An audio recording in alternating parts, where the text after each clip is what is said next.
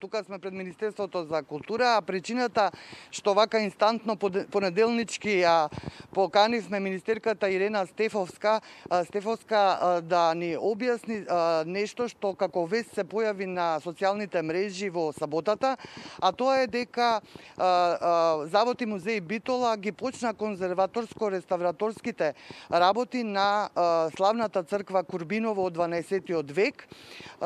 Добро утро, министер, ќе ви благодарам што одвоивте време да гостувате и вака на кратко блиц да се вклучите во утрински брифинг. Велите во оваа објава што ја кажуваме на социјалните мрежи, вакви сериозни интервенции не се направени во изминатите 30 години, односно 3 децени. Во некои претходни влади исто така се кажуваше дека само што не се почнало, само што не се завршило дури, но објаснете ми, ве молам, за какви тоа сериозни интервенции сега се работи. Најнапред, добар ден до граѓаните кои што секој утро се вклучуваат на утринскиот брифинг. Благодарам за поканата. Искрено да ви кажам, драго ми е што неделата ви почнува со тема од Министерството за култура. Зошто? Затоа што после 7 години откако е инициран проектот за конзервација на славната црква Свети Ѓорѓи во Курбиново, конечно почна и реализацијата, конзервација на архитектурата. Од тие причини сакам да го поздравам и Музеј Завод Битола за големиот ангажман, за проблемите со кои што и тие како институција се соочувале минатите години. Тоа морам да кажам дека кога станува збор за заштитата, клучниот проблем е кадровскиот и финансиите. Тоа е нешто што со години представува проблем. Потоа, системот на заштита, тоест нарушениот систем на заштита. Нашата земја со децении имала традиција на одличен систем на заштита на културните добра, значи заштита на културното наследство. За жал, минативе децении тој систем е нарушен. Од тука, јас сум веќе на оваа позиција 90 дена или 91 ден. Уште не сте стигнале до 100-тиот ден. Така е.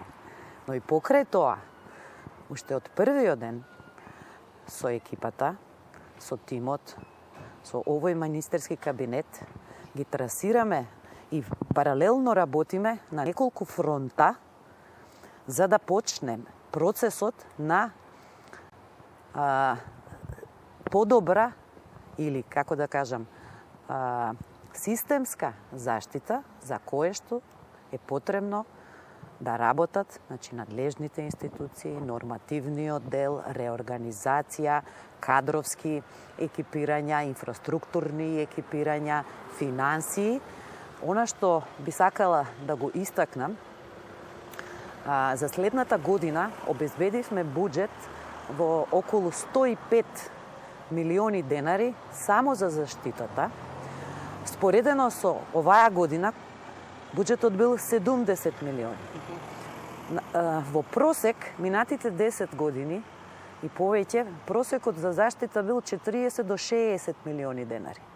После 2002 година, проектираниот буџет за следната година е веројатно или неверојатно сигурна сум најголемиот.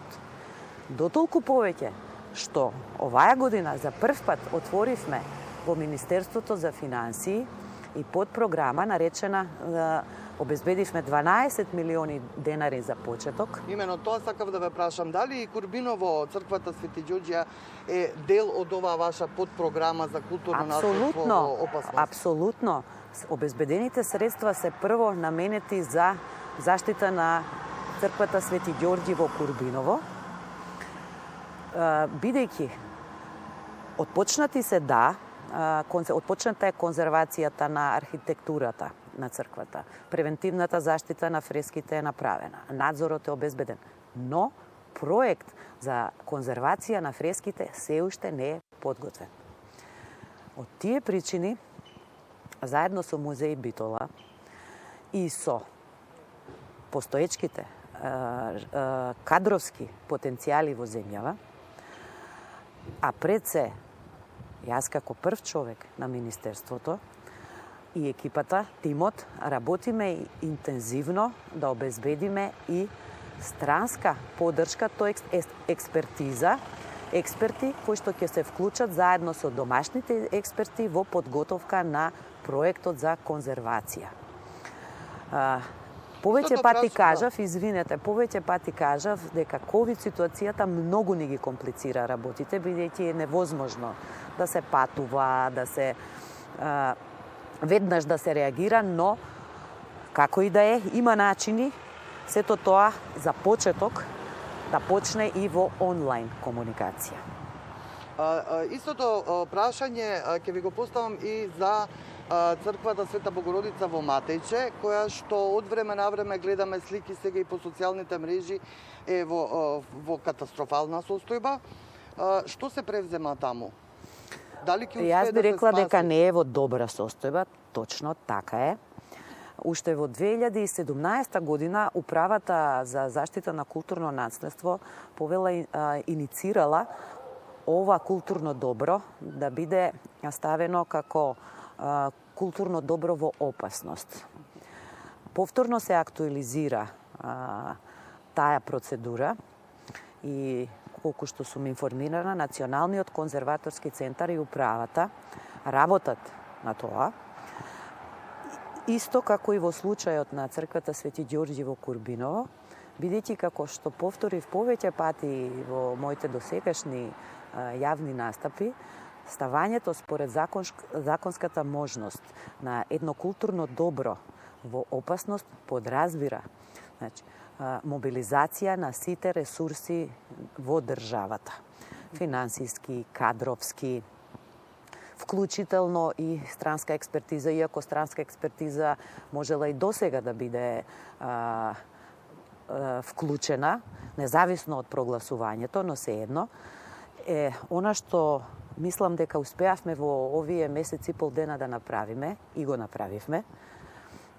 Обезбедивме средства преку Министерството за култура за Националниот конзерваторски центар веднаш да почне да работи превентивна заштита на црквата Света Богородица во село Матејче, значи да ја заштити од надворешни влијанија, да биде подготвена, заштитена од надворешни влијанија, се до моментот кога ќе почне да се работи на трајно решавање на овој проблем. Во оваа прилика би сакала да истакнам дека заштитата на нашите културни добра мора, освен надлежните институции, се разбира како први, во заштитата мора да се вклучи и локалните самоуправи и се разбира и мателот на сите овие добра, во случајов зборувам за црквите, Македонската православна црква. Значи, апелирам, сите страни да го понесат својот дел од одговорноста, ако сакаме да направиме максимално професионален систем на заштита. Не чека многу работа, ќе повторам, на повеќе фронтови. Тоа не е работа за еден ден, за една ноќ. И покрај тоа што сум атеистка, ќе дозволите и на Господ му требало 7 дена да го направи овој свет. Во оваа смисла, кога веќе сме на темата заштита, би сакала и уште нешто друго да кажам. Мојата советничка, посебен советник за заштита, за култура и за заштита на културно наследство е доктор Валентина Поцевска, конзерватор советник, која 30 години работеше во тај се уште, но и мирува работното место. На моја покана дојде да биде посебен советник. Валентина има изготвено уште пред 10 години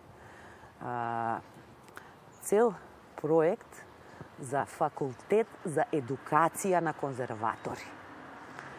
Како да ви кажам, ние не можеме да зборуваме за конзервација, реставрација и така натаму и за заштита, ако немаме едуциран кадар. Од тие причини во последниот месец доктор Валентина Поцевска го подготвува концептот за студиска програма. Ќе тргнеме постепено. И се надевам во некоја прилика, ако имате да разговарате, подетално ќе ви објасни концептот. Инаку не имаме и обврска во националната стратегија за култура, која што беше изгласана во парламентот без ниту еден глас против во 2018 година. Има обврска да се грижиме на неколку нивоа. Едукација, правење на систем, исклучително професионален и ефикасен за заштитата. Обезбедување на средства. При тоа, не е секогаш само проблемот и во средствата. Фактот што за следната година сме обезбедиле таков буџет за заштитата подразбира институциите да имаат и добра реализација. Значи, уште одведнаш да ги почнат подготовките, за да не се губи време, па да не дојдеме во ситуација на недоволна реализација и на крајот од следната година буџетот по автоматизам да ги врати назад во трезорот, да се вратат обезбедените средства. И третата работа што вие спомнавте сосем кусо е аквадуктот, кој што тука во непосредна близина на Скопје, кој што исто така со години беше занемарен. Вие веќе најавивте некои првични проекти. Кога ќе се заврши со реставрацијата на аквадуктот? Во право сте. Многу долго трае процесот на изготвување на проектите. Не сум убедена дека мора толку многу време да се потроши. Исто како и за Свети Ѓорѓи во Курбиново, исто и за аквадуктот. Еден податок за слушателите. Аквадуктот работени се конзерваторски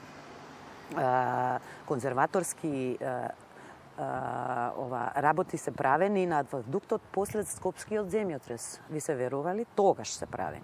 Во последната декада на минатиот век се правени истражувања, но од тогаш, за жал, аквадуктот стои незаштитен. Како и да е, лично појдов во Градскиот конзерваторски центар. Основниот проект, кај да е, веќе треба да се заврши, да продолжат понатамошните процедури. Треба Институтот за земјотресно инженерство, НКЦ исто така да даде мислење. Истовремено се работи она што е многу важно на решавање на имотно-правните односи. Замислете, аквадуктот стои на приватни парцели. И тој процес на експроприација не е завршен. И она што сакам да го истакнам, елаборатот за ревалоризација на аквадуктот како споменик од особено значење стои, не ме фаќате за збор, неколку години и не е поминат на Националниот совет за заштита на културно наследство, тоест на претходните состави, кои што за жал не се занимавале, не биле функционални. Ние го формиравме, тоест го формирав Советот пред 2 недели и веднаш на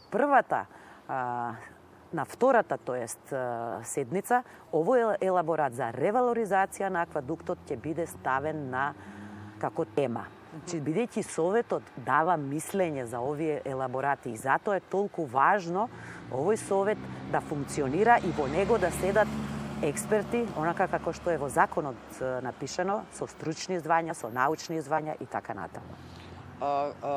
Министерка, ви благодарам многу за ова блиц јавување. Има многу уште прашања имав за вас. Се надевам дека во следна прилика ќе ни ги објасните и другите работи. Така е, или советничките од мојот тим подетално во смисла на исклучително стручните аспекти. Но дозволете само уште една реченица. Многу е важно да се врати улогата на Националниот конзерваторски центар во заштитата матична установа. Во овој момент, според законска регулатива, апсолутно нема надлежност. Регионалните заводи имаат надлежност да штитат светски културни добра, Националниот конзерваторски центар. И покрај сите, така да кажам, промени овие години што се случувале, кадровски, финансиски, така натаму, сепак е нашата еминентна институција која што мора да биде number one во заштитата. Добро, ви благодарам многу што вака од прва рака ни ги објаснивте работите како стои со заштитата на овие барем најекспонираните објекти од културното наше наследство. Сашо, тоа беше Ирена Стефовска, министер за култура, со која што разговаравме. Министерка за култура, со која што разговаравме за најважните објекти на нашето културно наследство.